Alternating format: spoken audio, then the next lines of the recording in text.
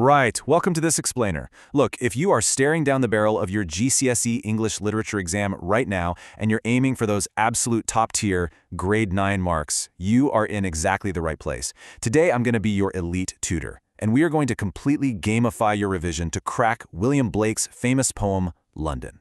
We're going to take you all the way from a basic understanding to the kind of high-level sophisticated analysis that examiners just absolutely eat up. So let's get right into it. Okay, so here's our cognitive roadmap for today. We'll kick things off with context, looking at Blake's bleak capital. Then we dive into language, the sights, sounds, and suffering. After that, structure, or what we'll call the rigid cage. Then comes the really fun part, a high-level comparison between London and Ozymandias. And finally, we will wrap up with some absolutely crucial grade 9 exam tips. Section 1. Context. Blake's bleak capital.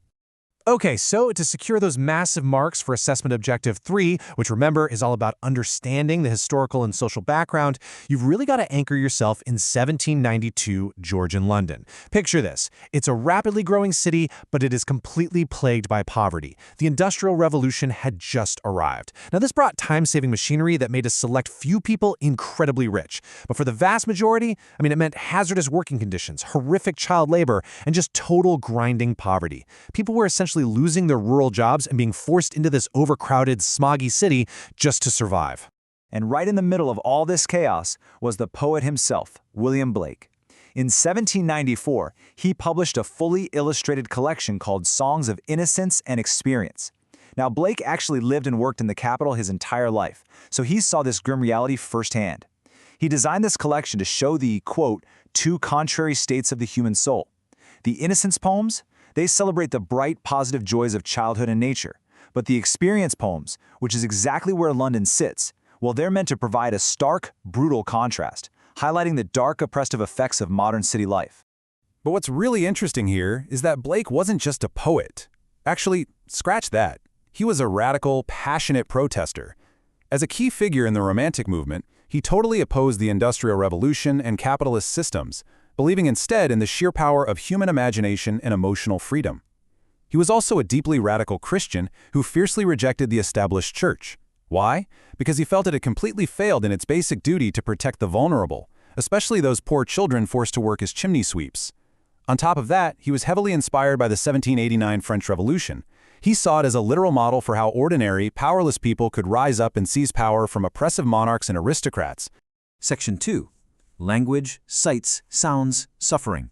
Right, this is where we start mastering AO2, by dissecting Blake's sensory toolkit. Just look at the specific words he uses to hammer home his feelings. The poem opens so powerfully, I wander through each chartered street, near where the chartered Thames does flow, and mark in every face I meet marks of weakness, marks of woe. Notice that first-person narrator, that strong I. Blake isn't just observing this from a cozy distance, right? He's practically forcing us to walk through the bleak, miserable reality of the city right alongside him. We are seeing exactly what he sees. And you've definitely got to notice the repetition of the word chartered. To give something a charter means to impose strict legal restrictions and ownership upon it. So Blake is emphasizing how literally every part of the city is owned by the wealthy. And there's a brilliant, bitter irony here. Even the River Thames, which is a natural, flowing body of water, has been subjected to laws and privatized. So the crucial point is that freedom itself has essentially been bought and sold. As we walk further into the poem, notice the sensory shift. We move from sight to sound. He writes, "The mind-forged manacles I hear." Suddenly, we aren't just seeing the misery anymore, we are completely surrounded by it. Blake repeats words like every cry and every tear, which creates this overwhelming relentlessness. These desperate wails, sighs, and curses symbolically stain the very fabric of the city. And honestly, that phrase, mind-forged manacles, is arguably the absolute most important quote in the whole poem. These aren't literal, physical handcuffs clinking together. It's a brilliant metaphor for psychological imprisonment. The citizens have internalized their own chains. They're trapped by their own attitudes, their deep fears, and the heavy societal oppression handed down by powerful institutions like the church and the monarchy. Blake then ends the poem with this devastating image. He contrasts marriage, which, should be a joyous celebration of love and new life, with a hearse, a vehicle literally used for funerals, death, and decay. This is such a powerful oxymoron, smashing these two complete opposite ideas together. And it proves that in this city, oppression and poverty infect absolutely everything. For the impoverished citizens of London, their future brings nothing but premature death. Section 3. Structure. The rigid cage. Now listen, form and structure are not just decorations, they are a core working part of the poet's argument. Let's look at the mechanics of London. It's divided into 4 equal stanzas, which we call quatrains. It has a very strict alternating ABAB rhyme scheme, and it's written in a steady, regular rhythm called iambic tetrameter. Finally, it has a cyclical structure, meaning it starts in the streets and it ends right back in the streets. Examiners absolutely love it when you accurately name these mechanical components, but, and this is key, you have to explain why they are there. And the why here is just brilliant. This rigid, incredibly tight poetic structure physically mirrors the inescapable, highly organized and chartered oppression of the citizens.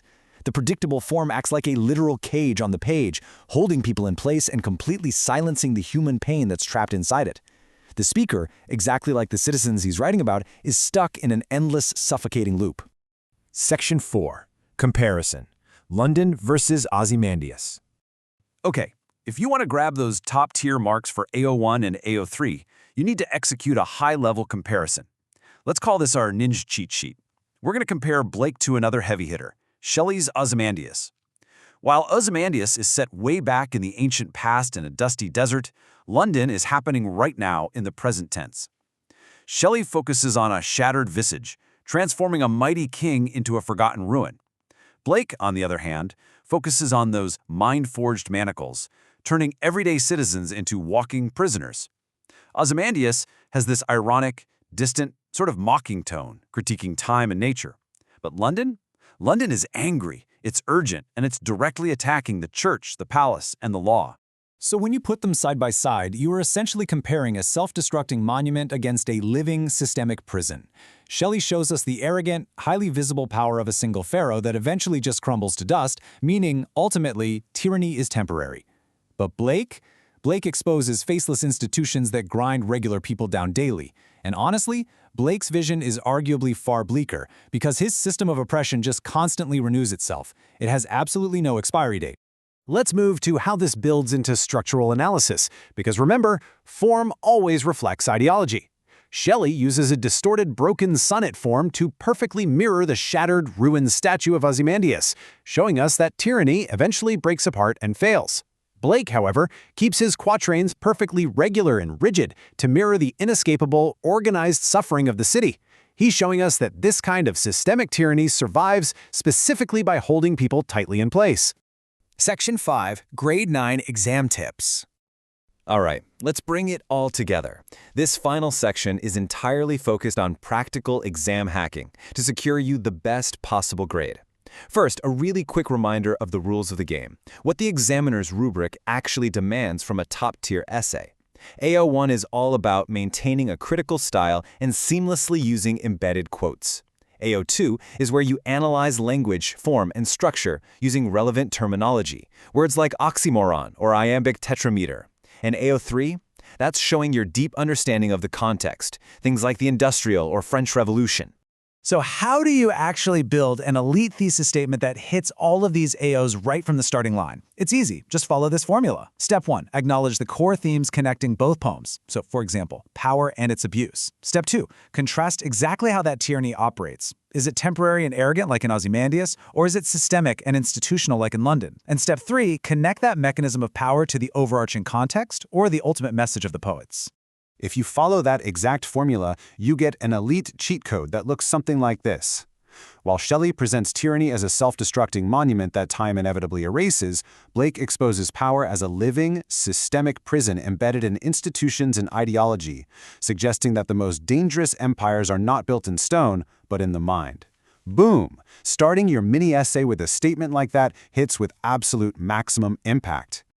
I'm going to leave you with a provocative thought to really test your new skills. Using the frameworks and the ninja cheat sheet we just discussed, what would be your own elite thesis statement comparing the systemic oppression in London to another AQA poem, like maybe Tissue or My Last Duchess? Really give it a try.